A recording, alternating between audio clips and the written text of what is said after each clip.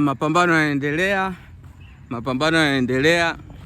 Nimetoka kukataliwa sasa hivi. Yaani nimetoka kufanyaje? Kukataliwa.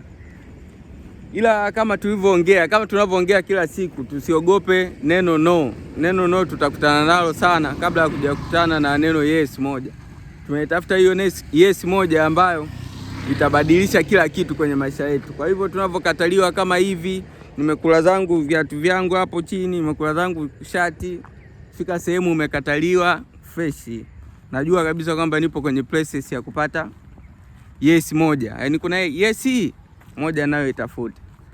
Kwa hiyo nimefika sehemu kwenye kampuni moja, nimekutana na mlinzi akanizuia, akaniambia nimuelezee kitu. Kwa nini nimefika ile eneo?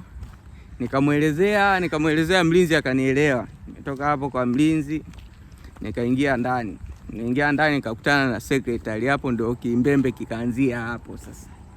Kutana na secretary, jaribu kumwambia idea zangu, jaribu kumwambia. Kwanza kaniona tukajua huyu anatafuta kazi. Yaani huyu anatafuta kazi na bosi hataki watu wanaotafuta kazi. Kwa hiyo nimejaribu kumuelezea kwamba mimi nimekuja kuleta idea ambayo inaweza ikasaidia kampuni. Bosi hataki kukutana na mtu yote sasa hivi. Akasema hataki kukutana na mtu anayetafuta kazi, akaruhusu mtu yote. Nikamwambiaje, sitafuti kazi. Nimekuja tu kufanyaje? Kupresent idea, huenda akaipenda. Hapana, amesema kwa sasa hivi hataki Sasa mtu wa kazi ndio sawa, mimi sitafuti kazi. Nimeleta idea, anakomalia vile vile kwamba hataki mtu aingie ndani. Kwa hiyo jamani, masekretari wapo, lakini mabosi wawe makini na masekretari. Wawape training ya kutosha. Wajue kabisa kwamba kuna mtu anaweza kaja na intention tofauti na zile. Yaani vitu ambavyo nimekwambia kwamba usiruhusu mtu apite. Kuna baadhi ya watu wanakuja na intention tofauti, wanakuja na mindset tofauti. Unamsoma tu mtu unaona kwamba huyu anaweza kawa na idea nzuri. Kwa hiyo masekretari wanazuia watu, secretary kanizuia mimi kupata hela. Pia vile kamzuia boss kupata idea, kwa sababu nilikuwa nimepeleka idea, nimeenda kuuza idea, lakini idea yangu imeishia mlangoni. Kwa hiyo kitu ninachokifanya, natoka naenda kwenye kampuni jingine linaofanya mambo hayo. Tunadili na competitors. Competition ni kubwa.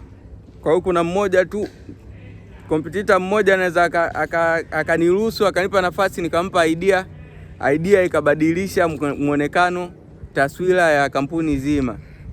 Na mimi ikabadilisha maisha yangu. Natafuta tu hela ya kuishi hapo, tuishi tu, ili mradi ya idea zangu zingine niweze kuzifinance. Tunatafuta tu hela za hapa na pale, hatuna hela, tunajitahidi kuwa na idea ili tuzipeleke sehemu kuziuza. Tunakutana na masekretari, wanatukatisha tamaa, tunaishia mlangoni, tunashindwa kuwapa ideas. Managers wanashindwa kutupa sisi hela. Issue zote zinaishia kwa secretary. Kwa hiyo jamani, secretaries they need to be trained. Natakiwa wapate train. Na cha kuongezea tu, bosi kama bosi, usitoke na secretary. Usidate na secretary. Kuna hela nyingi sana zitaishia mlangoni ukidate na secretary. Kuna PCO moja itakuja hapo kikazi na bonge la deal, lakini itakatishwa hapo mlangoni. Kwa sababu gani? Anakuwa anajitasminisha. Kwa hiyo jamani, tuwe makini na masekretari. Dakika 3 zangu zimeisha. I'm out.